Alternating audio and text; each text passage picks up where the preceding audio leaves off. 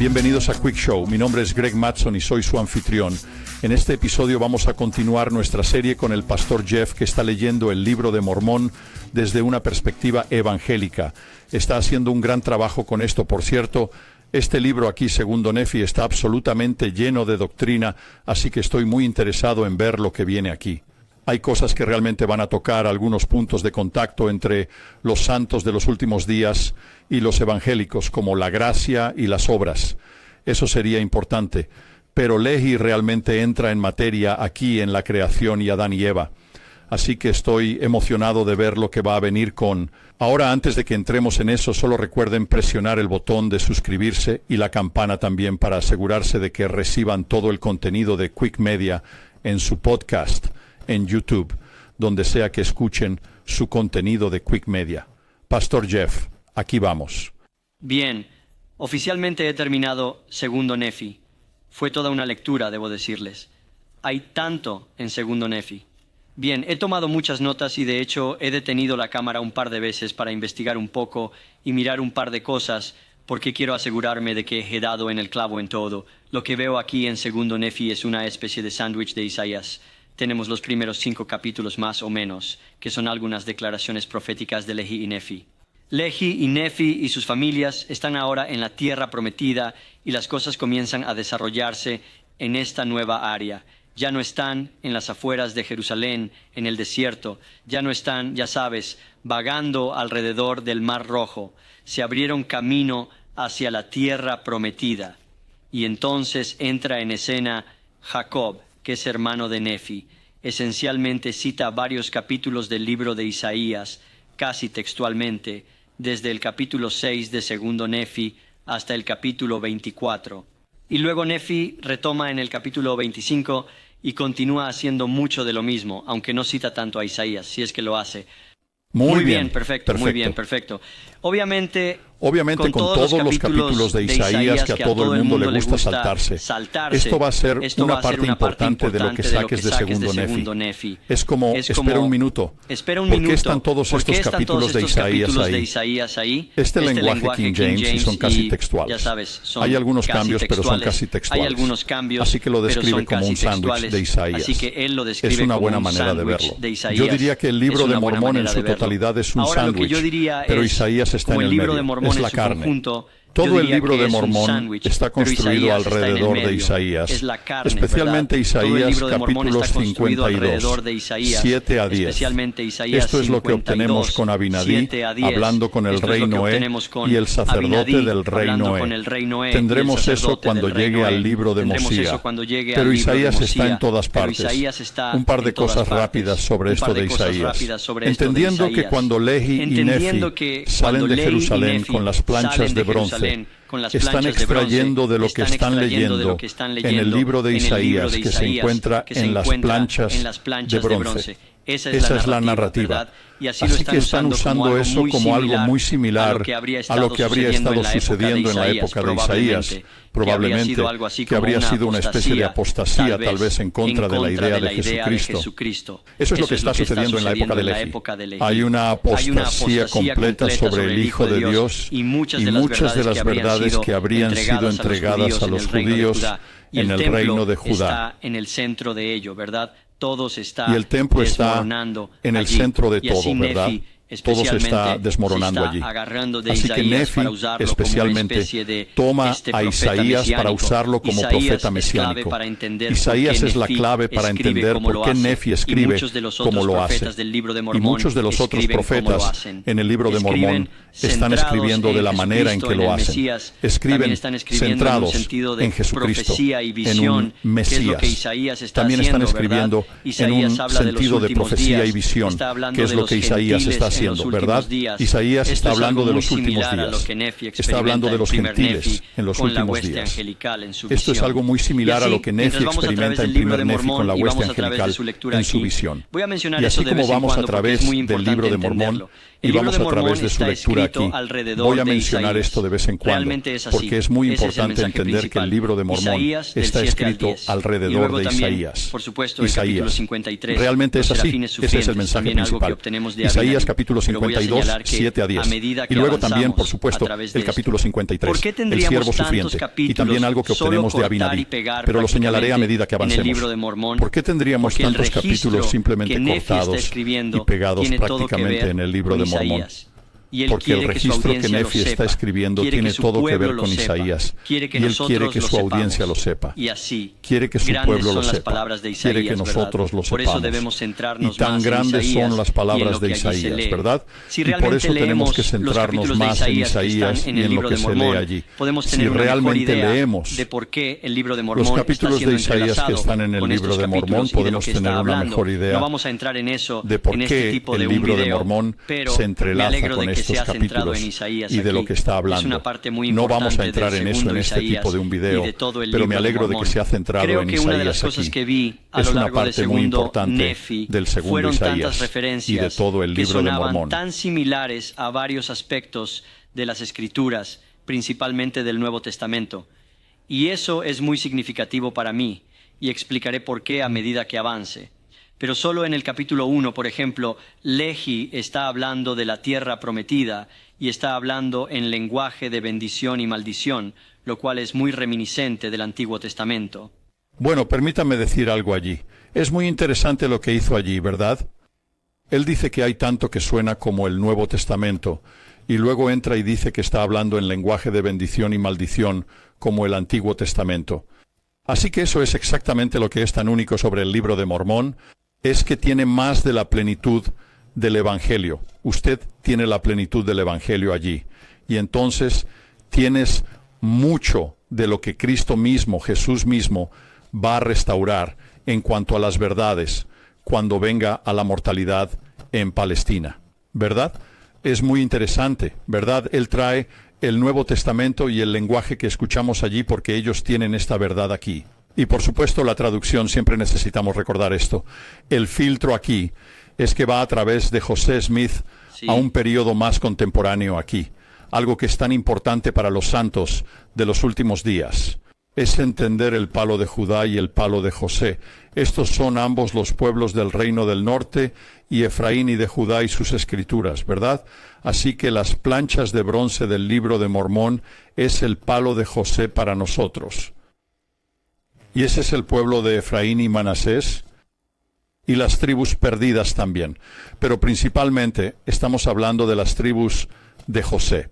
Y luego el palo de Judá, el pueblo y la Biblia, es el palo de Judá. Así que esos van a ser dos testigos que se juntan a medida que entramos en Ezequiel 37.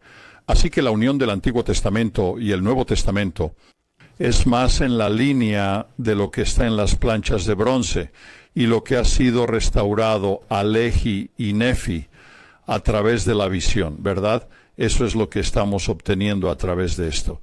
Me encanta que haya juntado ambas cosas aquí. Ahora, hay una cosa que me llamó la atención en la que quiero concentrarme en el capítulo 2 de Segundo Nefi. Y fue una declaración que me pareció muy peculiar y no estoy muy seguro de qué hacer con ella, pero voy a articularla aquí mismo. Y es una declaración en el versículo 22 donde esencialmente dice que si Adán y Eva no hubieran caído, no habrían tenido hijos. Y voy a leer este par de versículos aquí. Y ahora he aquí, si Adán no hubiera transgredido, no habría caído, sino que habría permanecido en el jardín del Edén, que es algo con lo que creo que en un sentido evangélico estaríamos de acuerdo hasta cierto punto, que la humanidad fue creada para la presencia de Dios, y si no hubieran caído, no habrían sido expulsados de la presencia de Dios. Pero luego avanza de una manera que me resulta muy desconocida. Dice, y no habrían tenido hijos, por lo que habrían permanecido en un estado de inocencia, sin tener alegría, porque no conocían la miseria, sin hacer el bien, porque no conocían el pecado. Voy a decir solo a primera vista, me parece muy extraño que no habrían tenido hijos, y la idea de tener hijos está ligada a una pérdida de la inocencia, y que está ligado a una idea de saber lo que es el pecado. Esto es perfecto. Esto es grandioso. Bien. Esto desentraña varios ángulos diferentes de doctrina con los santos de los últimos días, justo en esa escritura y esa idea. Uno de ellos es el entendimiento de que mientras hablaba de maldiciones y bendiciones, recuerden que en Génesis hay una relación con los niños cuando Adán y Eva son maldecidos. Después de haber caído, de haber comido de la fruta, Dios dice, bien, Eva, vas a tener hijos con dolor. Así que ahí es cuando se introduce. Para los santos de los últimos días. Eso es, y voy a usar un juego de palabras aquí, que está embarazada con la doctrina de, está bien, que ahora la familia de Dios puede nacer físicamente en el mundo, ¿verdad? Y la caída de Adán y Eva es la caída de cada uno de nosotros.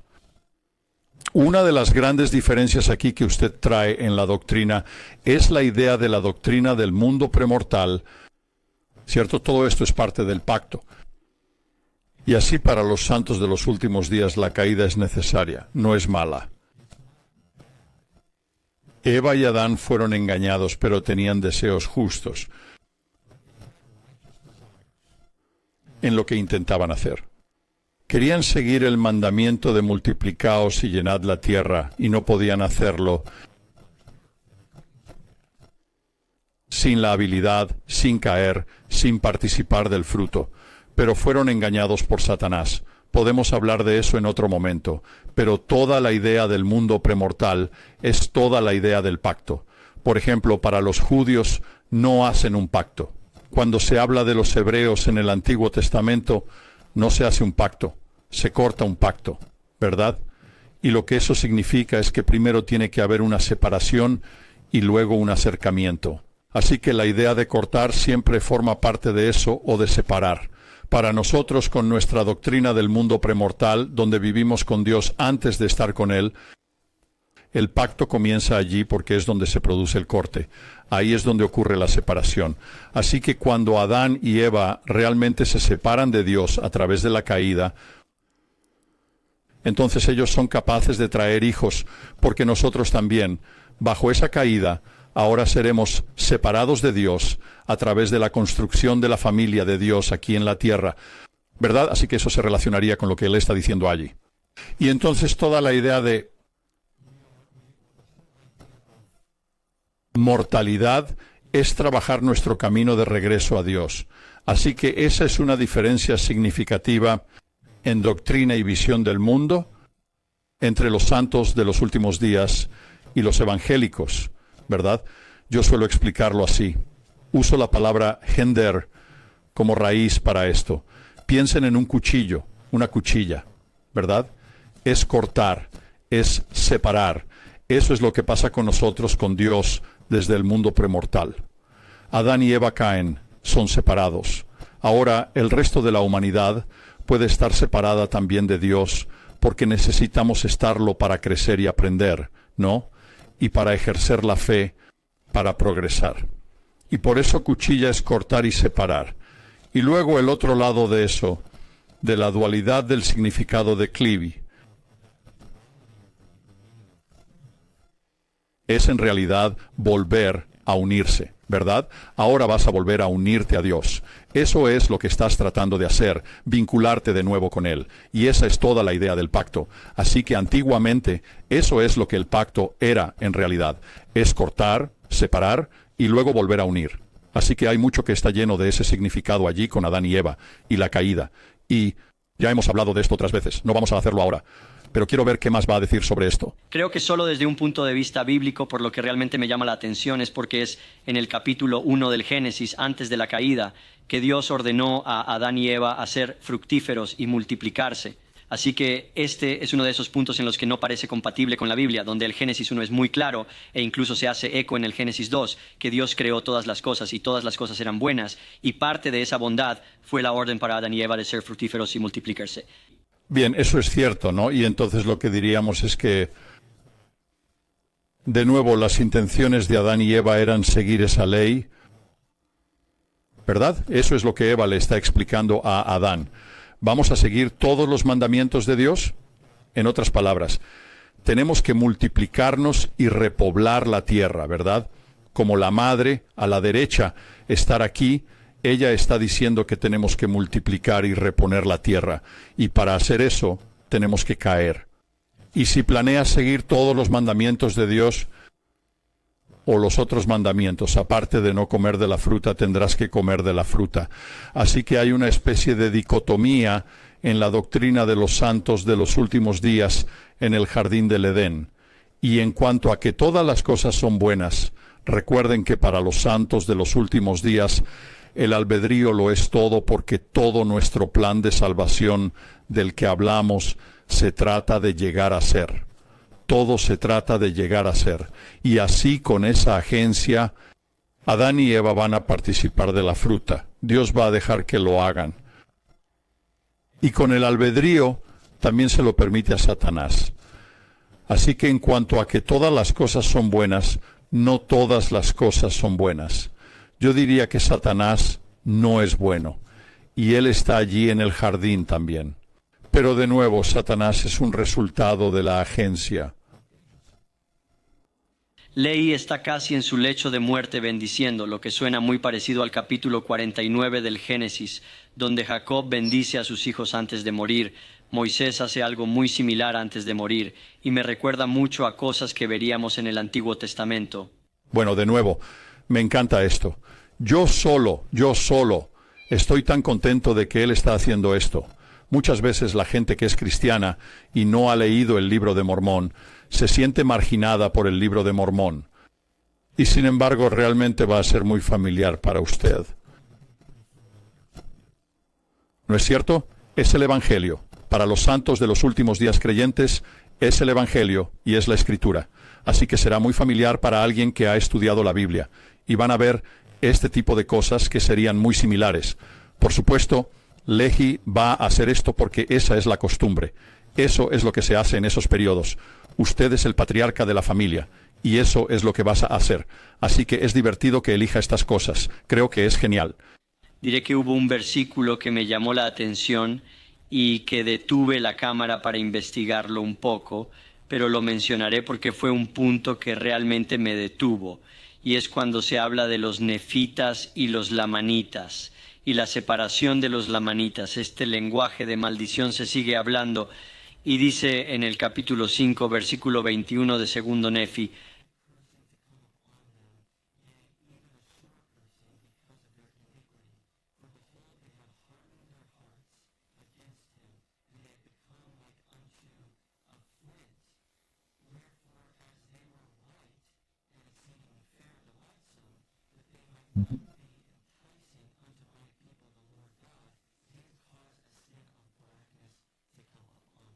Bien, no vamos a pasar mucho tiempo con esto.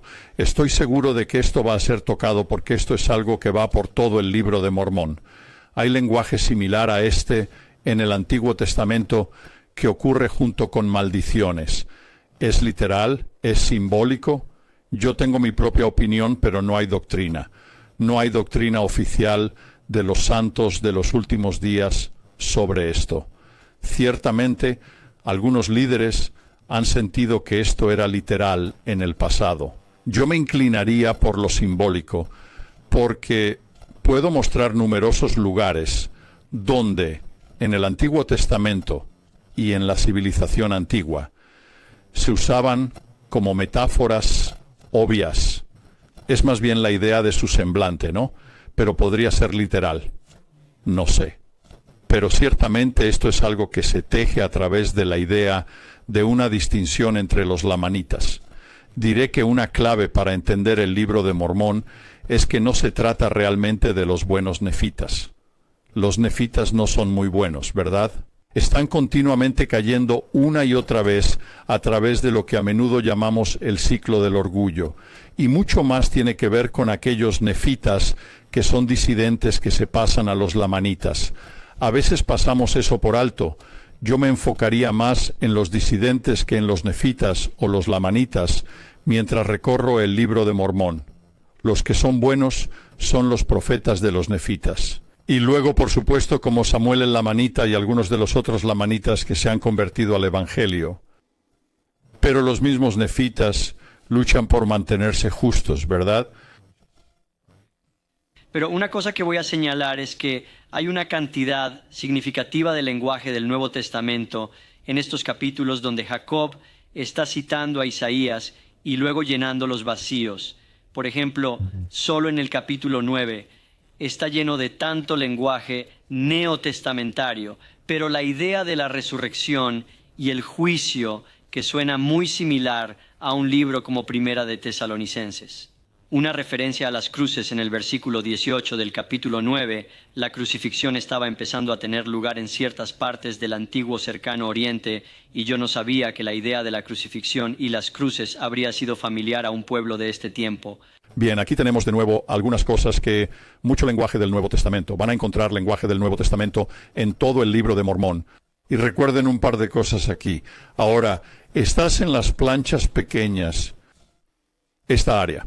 Esto es directamente de Nefi, ¿verdad? No es Mormón. No es Mormón escribiendo esto o abreviándolo. Es Nefi. Estas son sus palabras. Y de nuevo, creo que para los santos de los últimos días, la forma en que entenderíamos estas cosas es que las planchas de bronce tienen más de esta información. Y a medida que avancemos y lleguemos a Jacob, por ejemplo, veremos que Zenós está escribiendo sobre la alegoría y otros están escribiendo sobre cosas que no se encuentran en el Antiguo Testamento. Pero están en las planchas de bronce, una tradición diferente. Es el palo de Efraín. Y aquí es donde muchas de estas lagunas, como él habla, se llenarían. Sería debido a la fuente. Si te quedas atrás y piensas para ti mismo, bueno, esto no está en el Antiguo Testamento, estas cosas no serían escritas en ese tiempo. Una vez más, la clave para entender aquí es que no está siendo sacado del Antiguo Testamento. Las planchas de bronce no son del Antiguo Testamento, son una tradición diferente, un conjunto diferente de escrituras. Ahora, contienen muchos, si no todos, de lo que tenemos en el Antiguo Testamento. Pero tienen otros libros que llenan muchos de estos vacíos y que tienen un enfoque mucho más fuerte en Jesucristo, incluyendo la resurrección, incluyendo el nacimiento de María, incluyendo todos estos diferentes eventos, el bautismo probablemente, y todos estos otros eventos que están sucediendo, que van a suceder en el meridiano del tiempo. El otro aspecto es, obviamente, al leer esto, como yo sospecharía que él está haciendo, y creo que él ha mencionado esto antes, es que piensas para ti mismo, ok, bueno, Joseph Smith obviamente viene de nuevo, después de la época de Cristo en el Nuevo Testamento, por lo que solo podría estar tomando de este lenguaje del Nuevo Testamento. Esa es una forma de verlo, ¿verdad? Ese sería un filtro para verlo si no fue inspirado para ti. Y eso es comprensible, ¿verdad? Eso sería comprensible. Y Joseph Smith, o quien quiera que hubiera escrito el libro de Mormón, estaría tomando del Nuevo Testamento y del lenguaje.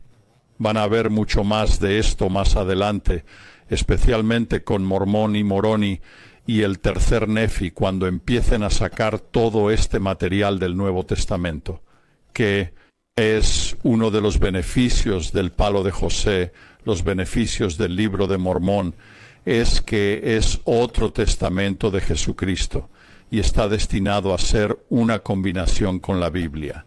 Y muchas veces en los círculos evangélicos, las cosas que he oído es que se oye cosas como, bueno, es la Biblia contra el libro de Mormón. Y es como, espera un minuto, no creo que entiendas cuáles son nuestras creencias, ¿verdad? No creo que entiendas lo que estamos diciendo aquí cuando sostenemos el libro de Mormón. Lo sostenemos junto con la Biblia. Y la Biblia no es menor en el sentido de que tiene menos de la palabra de Dios en ella. Hay dos palos diferentes y dos testigos diferentes para nosotros. Así que eso es algo importante a seguir para entender lo que los santos de los últimos días creen. Un versículo en particular que me llamó la atención en el capítulo 10 fue hacia la última parte del mismo, en el versículo 24, donde dice que estáis reconciliados con Dios, que solo en y por la gracia de Dios sois salvos. Y eso es algo que como evangélico realmente resuena en mí, la idea de ser salvo por gracia. Creo que eso es algo que mucha gente malinterpreta acerca de los santos de los últimos días fuera del mormonismo. Esta creencia de que los santos de los últimos días no abrazan una salvación por gracia, que está claramente articulada aquí en el libro de Mormón. Y hay otro pasaje en 2 Nefi que incluso podría causar un poco de confusión en cuanto a si los santos de los últimos días creen en la salvación por gracia, pero voy a llegar a eso en un minuto. La única otra cosa que voy a señalar es que a lo largo de estos 18, 19 capítulos, no importa cuántos sean, donde Jacob está compartiendo estas citas de Isaías, escuché mucho lenguaje trinitario hablando del Padre Todopoderoso Eterno, el Príncipe de Paz, que está citando del capítulo 9 de Isaías. Y si relacionamos eso con el hecho de que Jesús sea llamado el Padre Eterno, el Príncipe de Paz, desde un punto de vista evangélico, es donde relacionaríamos una visión trinitaria de Dios. Eso también es muy bueno. Obviamente hay un par de... Él está golpeando justo en un par de las principales diferencias, ¿verdad?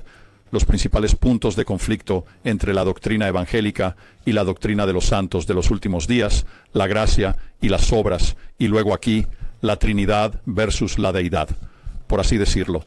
Así que para nosotros, al leer esto, lo verá más adelante, pastor, al llegar a Mosía y a Abinadí, él explicará estas cosas. Y lo que miramos estas cosas, o deberíamos mirar estas cosas, especialmente viniendo de Isaías, estos son títulos. Son títulos. El Dios poderoso es un título. El Padre eterno es un título. El Príncipe de Paz es un título. Este es el Rey de Reyes, ¿verdad? Y así es como cuando ves vamos a ver quién fue el Príncipe Carlos. Rey Carlos coronó aquí pronto, en un mes o dos. Y lo que va a suceder allí es que se le dará varios títulos junto con solo ser el Rey Carlos. Es la misma idea. Esa es la forma en que debemos ver estas cosas. Y cada uno de esos títulos, en realidad, tiene un significado detrás de él.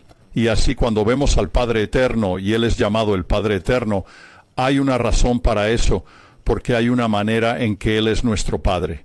Cuando lo aceptamos, como que nacemos de nuevo, y eso lo convierte, en cierto sentido, en nuestro Padre. Pero es un título para nosotros, no es una descripción, es un título. Y Abinadi cubre eso en el libro de Mosía, y habla de la diferencia entre el Hijo y el Padre, y cómo Jesucristo es ambos en eso. Por lo tanto, pero eso es muy Él ha golpeado en ambos de los puntos de inflamación aquí. Y supongo que Él va a regresar y hablar acerca de que somos salvos por gracia después de todo lo que podemos hacer o después de todo lo que tú puedes hacer. Veamos si llega a eso. Y también empieza a entrar en algunos detalles muy específicos del Nuevo Testamento sobre Jesús. Uno que me llamó la atención en particular fue en el capítulo 25, versículo 19, donde Jesús es nombrado, porque según las palabras de los profetas, el Mesías vendrá dentro de 600 años, desde que mi Padre salió de Jerusalén, y según las palabras de los profetas, y también la palabra del ángel de Dios, su nombre será Jesucristo, el Hijo de Dios. La idea de que se hable del Mesías con tanta especificidad sobre cuándo vendrá y cuál será su nombre, eso me detuvo solo desde el punto de vista del lenguaje, porque toda la idea de que su nombre sea Jesús o Yeshua y está ligada a la idea de Cristo, el Hijo de Dios. Ese lenguaje no existía en la época en que Nefi escribió esto, y realmente no se ve ese nivel de especificidad en ninguna parte del Antiguo Testamento. Creo que mencioné esto en el último video, no me acuerdo. Pero de nuevo, quiero decir, hay una alusión a la idea de Jesús, ¿verdad? Yeshua es la raíz, viene de la raíz de Salvador o salvación. Eso es lo que significa. Cuando hablamos de la salvación del Señor, cierto, o lo que sea, es el Salvador. Jesús significa básicamente el Salvador. Y Cristo es el Hamashiach, que es el Mesías en hebreo, que significa el ungido. Así que, realmente, Jesucristo, el nombre, y de nuevo, esto para mí es un título. Esto es un título.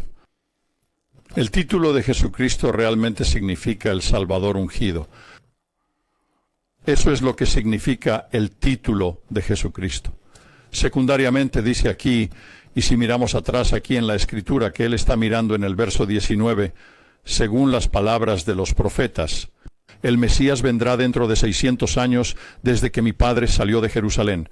Así que Él se está refiriendo a los profetas que están diciendo que hay un tiempo cuando ellos ya saben cuando el Salvador va a venir. Ahora, ¿qué profetas? Hay algunos de esos que están en el Nuevo Testamento o en el Antiguo Testamento, no sé. ¿Hay algo que se pierde en una apostasía? Para nosotros, los santos de los últimos días, la Biblia no es 100% pura, porque pasó por los escribas y los deuteronomistas, y tal vez tenga algunos problemas. Tal vez algunos libros ni siquiera están ahí. Sabemos por el Nuevo Testamento que los judíos de la época de Jesús tenían otras escrituras a las que se referían en el Nuevo Testamento, ¿verdad? El libro de Enoc, ¿Dónde está el libro de Enoc? Ellos hablan del libro de Enoc y se refieren a pasajes del libro de Enoc en el Nuevo Testamento, pero eso no es parte del Nuevo Testamento o del Antiguo Testamento. Así que hay ejemplos de esto. Y más allá de eso, sin embargo, las planchas de bronce habrían tenido más de esta información. Y también se puede decir que incluso alguien como Daniel del Antiguo Testamento puede haber sabido más acerca de estas cosas, a pesar de que tuvo la visión. Pero él crea la profecía sobre el Mesías viniendo sobre este tiempo, en el meridiano del tiempo. ¿Había conocimiento adicional que él tenía? ¿Verdad? Otra vez recuerda que todo ese tiempo de Lehi y Daniel y Jeremías es corrupción absoluta. Así que son los pocos y distantes entre sí que se mantendrían verdaderos y que se aferrarían a una tradición y comprensión quizás posterior o anterior de los profetas, profetizando sobre Jesucristo. Eso encajaría muy bien en la doctrina de los santos de los últimos días. En segundo lugar, aquí en el versículo también dice, y de acuerdo con las palabras de los profetas y también la palabra del ángel de Dios, de acuerdo, su nombre será Jesucristo, el Hijo de Dios. Así que no es que no existía si se mira a través de pasajes bíblicos, pero están declarando aquí directamente que hay profetas que sí declararon esto. Verás más adelante a través del libro de Mormón, dirá que todos los profetas testificaron de Jesucristo. Así que eso sería doctrinal para los santos de los últimos días. Y luego, por supuesto, el ángel le dice esto. Ahora, una última cosa sobre esto, donde dice que su nombre será Jesucristo, el Hijo de Dios. Ese es otro título. Y donde para nosotros, y la mayoría de los santos de los últimos días, probablemente no saben esto, pero lo pueden encontrar en el libro de Mormón. Ese título, el Hijo de Dios, significa básicamente el que condesciende. De alguna manera podemos pensar en el Hijo de María, porque es, según Abinadi, ¿verdad? El Hijo de Dios es aquel, es llamado Hijo de Dios porque desciende y nace en la carne. Y así verás cuando ese título es usado, incluso en el Nuevo Testamento, puedes ver la connotación allí de eso. Aquí se habla de que vendrá dentro de 600 años, así que aquí es cuando va a nacer. Y por supuesto está el título que lo acompaña, el Hijo de Dios, una pequeña tangente. Y esto nos lleva en el capítulo 25 a un pasaje muy debatido del que se habla. Y he oído a mucha gente dentro de la iglesia evangélica e incluso dentro de la iglesia Sud señalar. Y esto nos lleva a la idea de ser salvos por gracia. Segundo Nefi, capítulo 25, versículo 23. Porque trabajamos diligentemente para escribir a fin de persuadir a nuestros hijos y también a nuestros hermanos a creer en Cristo y a reconciliarse con Dios. Porque sabemos que es por gracia que somos salvos después de todo lo que podemos hacer. ¿De acuerdo? Ahora, claramente, si usted es un santo de los últimos días, usted sabe que la mayoría de los evangélicos van a leer un pasaje como ese, e inmediatamente lo que les va a venir a la mente va a ser el capítulo 2 de Efesios. Y una de las razones por las que estos pasajes están conectados es porque la redacción es muy similar. Pero en Efesios, Pablo dice, porque por gracia sois salvos por medio de la fe. Y esto no viene de uno mismo. Es un regalo de Dios, no por obras para que nadie pueda jactarse. Así que aquí en el libro de Mormón parece estar más ligado a una salvación por gracia. Pero primero debes hacer ciertas obras para recibir esa gracia. Así que un evangélico va a leer eso y decir, bueno, me suena como que no puedes obtener la gracia de Dios a menos que te la ganes. Al contrario de lo que nosotros diríamos, es imposible ganarse la gracia de Dios. Él la da gratuitamente. Eso no significa que las obras no sean importantes. Y esta es otra discusión en la que podría entrar. La salvación es ambos ingredientes. Es la gracia de Dios probada por nuestras acciones. En realidad, se puede pensar en ello en un sentido ilustrativo si se piensa en la gracia y las obras como la luz. Hay una fuente de luz y luego está la eminencia de esa luz o los rayos de luz que salen de ella. Creo que en el sentido evangélico del Nuevo Testamento diríamos que la gracia de Dios es la luz o la fuente de la salvación. Y si tenemos esa luz, entonces los rayos de luz de la gracia se manifestarán por medio de las obras. Lo he oído a menudo. Si tienes la luz, si has sido salvado, si tomas a Jesucristo como tu Salvador, entonces naturalmente harás lo correcto. Y ahí es donde tenemos un problema. Y no estoy poniendo palabras en la boca del pastor Jeff. Él probablemente lo describiría de manera muy diferente. Pero esa es la diferencia. Ahora, el noto que antes dio una cita de las Escrituras en el libro de Mormón, donde dice que la gracia creo que es un regalo de Dios, ¿cierto? Y así es como vemos esto. Una vez más, esto nos lleva de vuelta a la idea del pacto, ¿verdad? Estamos separados de Dios. Y ahora tenemos que volver juntos. Si volvemos atrás y miramos la expiación de Tinsdale, ¿correcto? La palabra que pone en su traducción de la Biblia del hebreo usa Yom Kippur. De Kippur, no Yom Kippur, sino Kippur, que es una cobertura. Él pone allí expiación en el Antiguo Testamento, el día de la expiación en lugar del día de la cobertura. Bueno, expiación es básicamente una palabra inventada que significa unión, ser uno. Para los santos de los últimos días es la reconciliación con Dios. Eso es volver a su presencia, ¿verdad? Así que cuando decimos reconciliación, queremos decir en realidad, reconciliar significa sentarse con Él de nuevo. Y lo vemos como si ya estuviéramos con Él. Hemos sido separados de Él en la tierra para ser probados y experimentar cosas y recibir un cuerpo. Y luego tenemos que trabajar nuestro camino de regreso a Él. Y eso es reconciliación. Eso es reconciliación real y total con Dios. Pero la idea de que la gracia es un regalo es absolutamente cierta. Y no nos la ganamos de ninguna manera. Pero si lo miráramos más en la línea de lo siguiente, cuando Jesús nace de María, pasa por la mortalidad, asume los pecados del mundo en Getsemaní y es puesto en la cruz y luego es resucitado de la tumba, o su propio poder es resucitado de la tumba,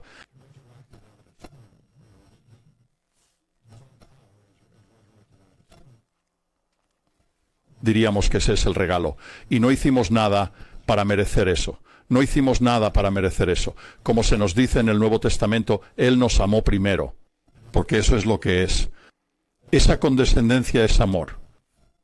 Y no hicimos nada para merecer eso. Cero. No es cierto.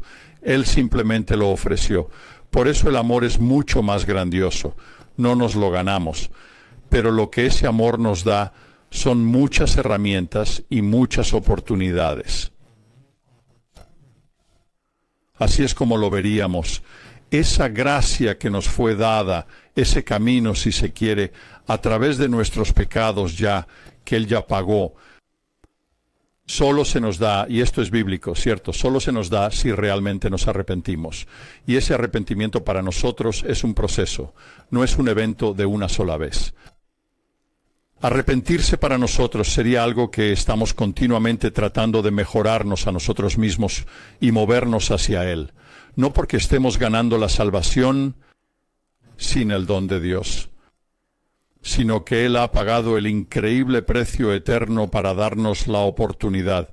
Así que verlo en ese marco les dará una mejor idea de los santos de los últimos días sobre la gracia y las obras.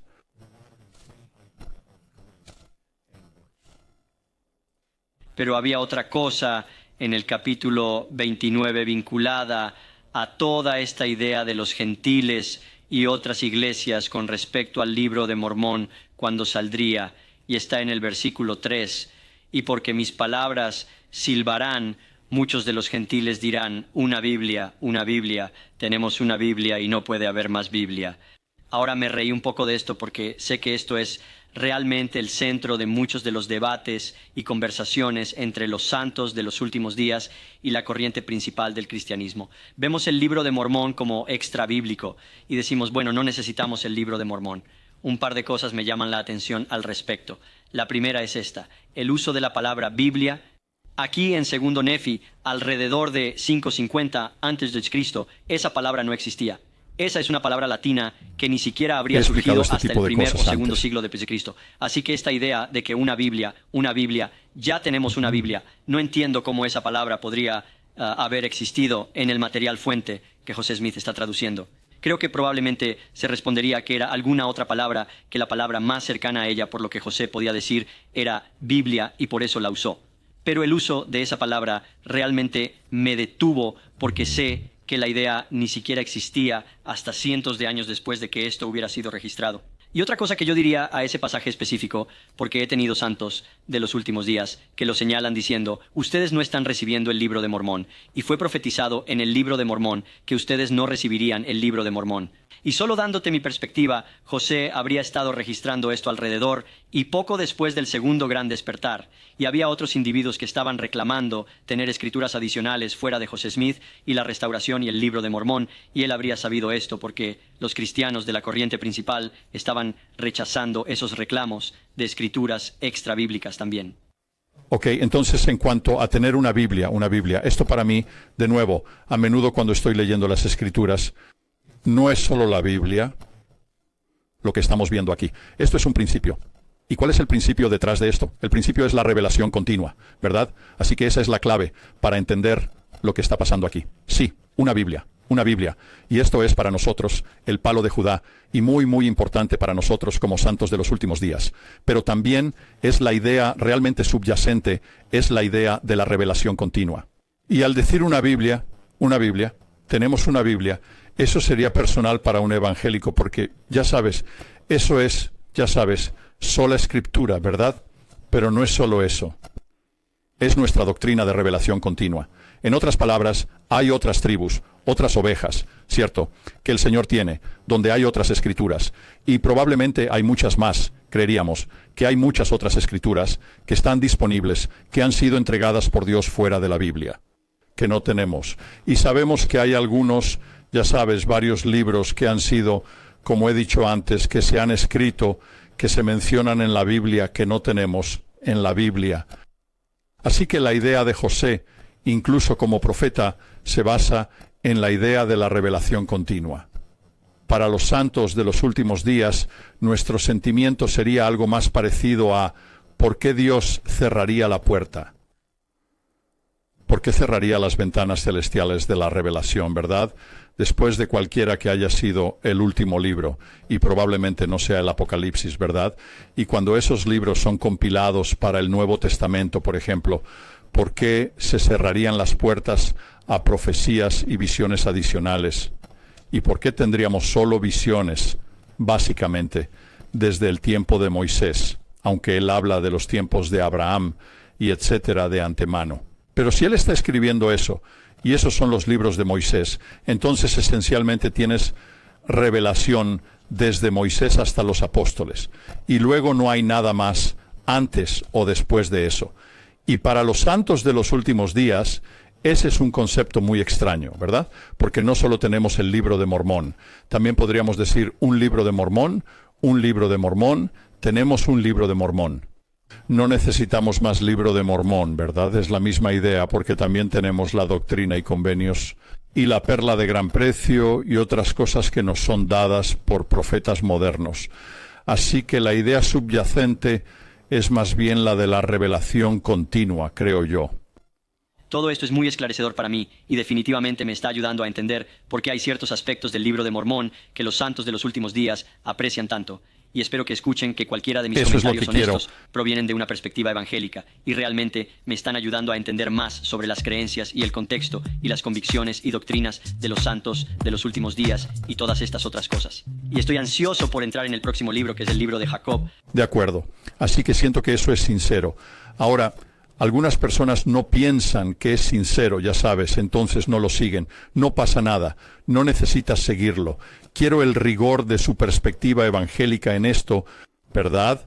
Algunas personas podrían ver eso como una agenda. No me importa mucho eso. Quiero oír eso. Quiero oír lo que tiene que decir. Quiero poner mis creencias junto con eso. No está adoptando un enfoque abusivo en ningún sentido. Simplemente tiene creencias diferentes. De eso se trata. pero lo hace de una manera amable, tendiendo una rama de olivo. Por eso lo aprecio tanto. Gran material en Segundo Nefi, muchos temas doctrinales allí, golpeando fuerte en gracia versus obras, Trinidad versus deidad, ¿verdad? Muchas cosas en las que hay grandes diferencias entre evangélicos y santos de los últimos días. Pero en última instancia, creemos, ambos cuerpos, creemos que Jesús es el Cristo, que Él es nuestro Salvador, y espero que podamos enfocarnos tanto o más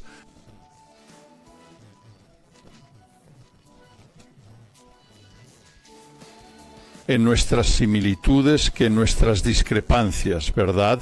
Creo que esa es la clave. Es una forma de tender la mano y poner los brazos alrededor del otro y centrarse en esas cosas principalmente, sin dejar de discutir las discrepancias, las diferencias que tenemos, porque hay algunas diferencias clave. Pero le agradezco que haya hecho esto. Volveremos la próxima vez con el libro de Jacob. Gracias por escuchar.